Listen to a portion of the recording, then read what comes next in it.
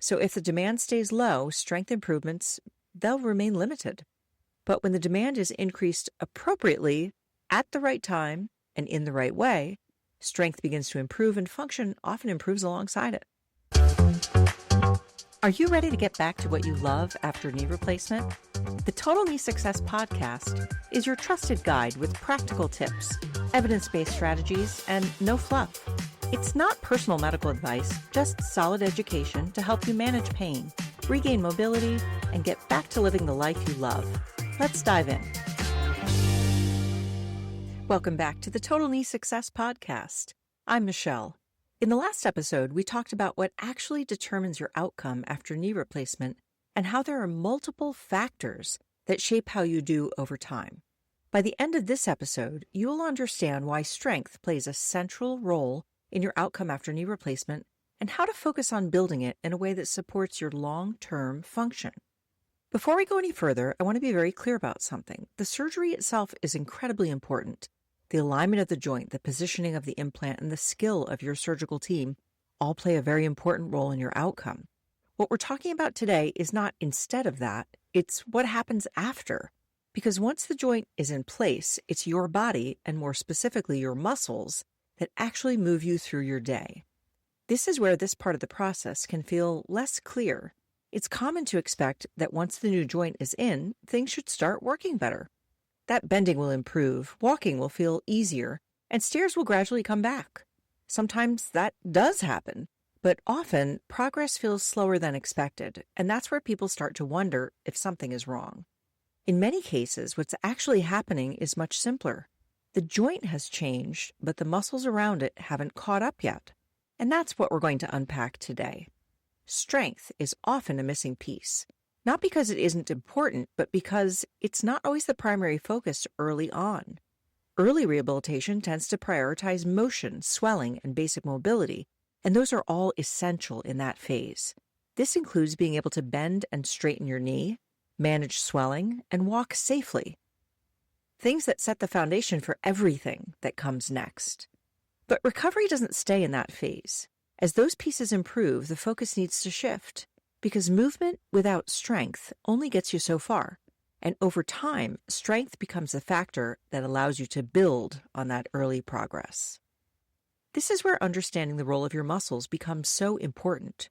Your quadriceps, your hamstrings, and your glutes are the structures that generate force. The quadriceps are the muscles on the front of your thigh that straighten your knee. The hamstrings are on the back of your thigh, and they bend your knee and control movement.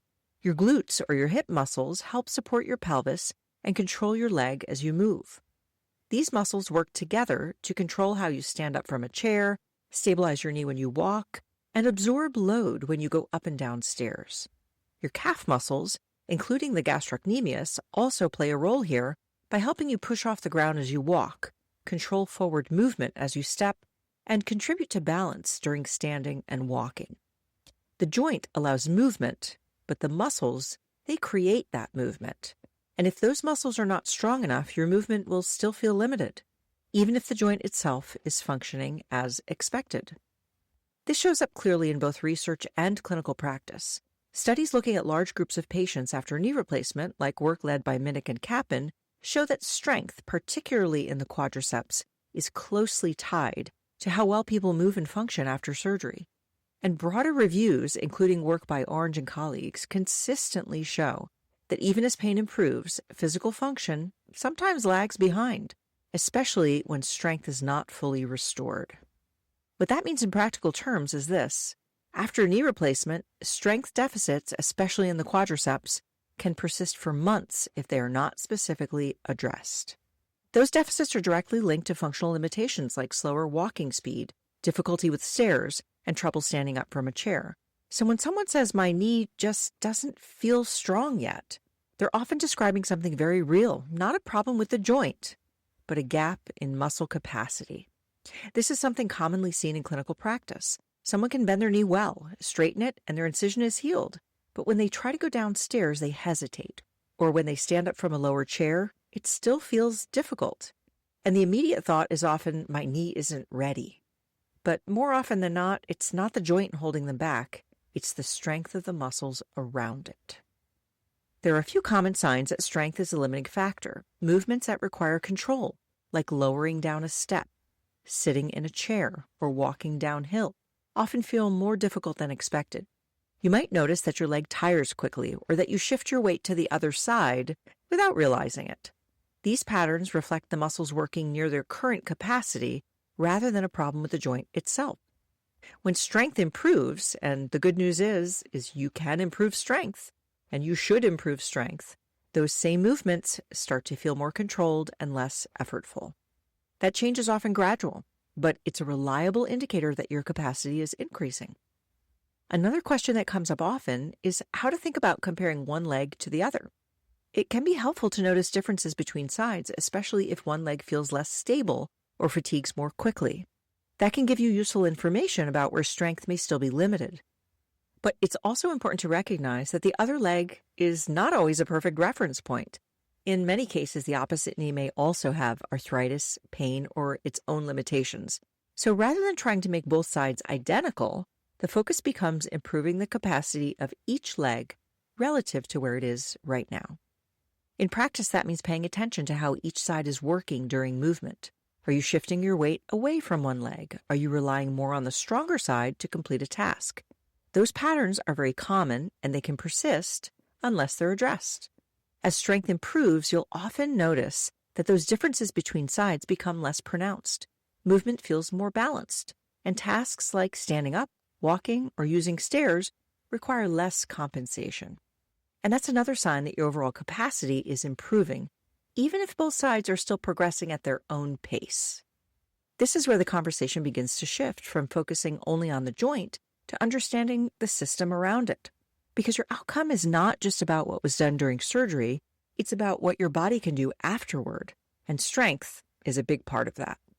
It doesn't mean you should jump straight into high-intensity exercise. Strength after knee replacement is built progressively.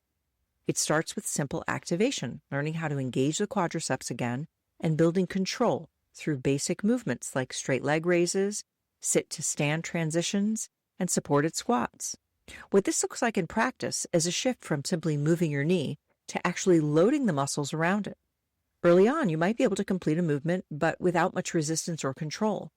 As you transition into a strengthening phase, the goal becomes increasing how much load those muscles can handle. Whether that's lowering into a chair with control, standing up without using your hands, or gradually adding resistance to some of your exercises. Research and clinical guidelines both support this progression. Programs that incorporate progressive resistance, where the demand on the muscle increases over time, are associated with better improvements in strength and function compared to lower load or passive approaches. The key is that exercise becomes challenging enough to stimulate change, while still being appropriate for your stage of healing. From there, load increases gradually over time. Muscle responds to demand, so if the demand stays low, strength improvements, they'll remain limited. But when the demand is increased appropriately, at the right time, and in the right way, strength begins to improve and function often improves alongside it. Walking becomes more efficient, stairs become more manageable, and transitions feel smoother. This is where people often notice a shift, not because something suddenly changed in the joint, but because the muscles are starting to work more effectively and with more strength. Another important piece is understanding that strength is not just about isolated exercises. It's also about how strength carries over into movement. It's one thing to do a leg press. It's another to control your body as you step down from a stair.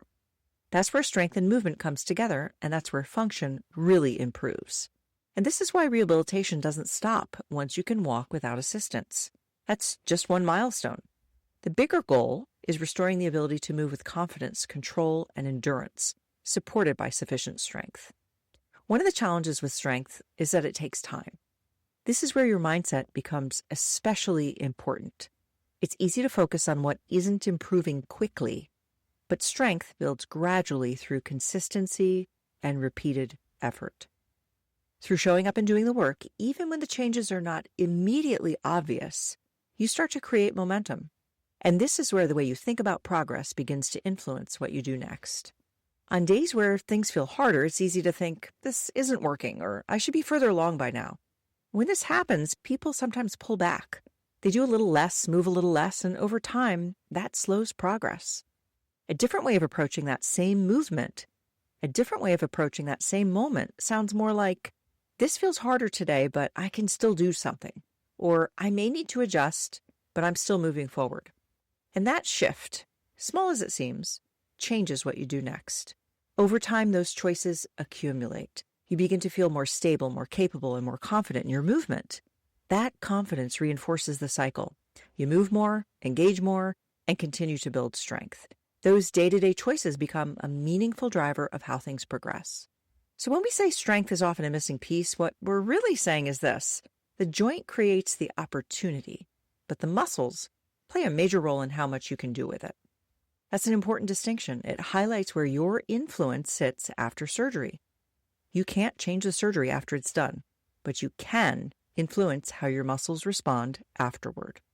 Building strength, improving control, and increasing your capacity over time all contribute to how you function.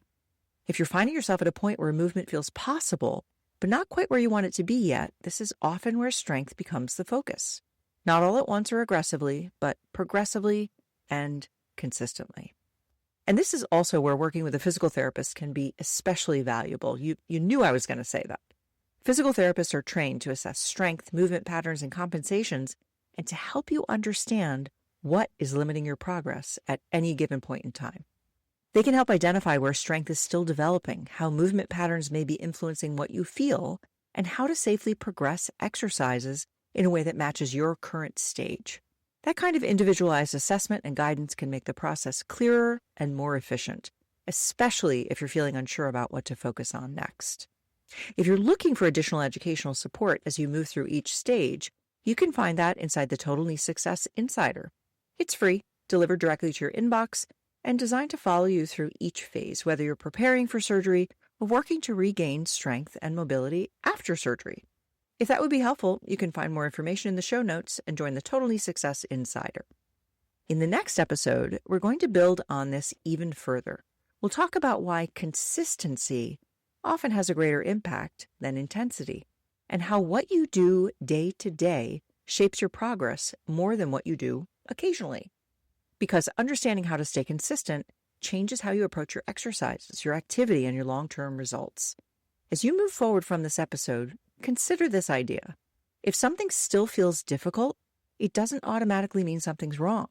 It may mean that your muscles need more time and more targeted work to catch up. And that remains within your influence. Thanks for joining me today. I'm Michelle, and this has been the Total Knee Success Podcast. This podcast is for educational purposes only. Discover more at totalkneesuccess.com, and be sure to subscribe and share, because every step forward takes you closer to living the life you love.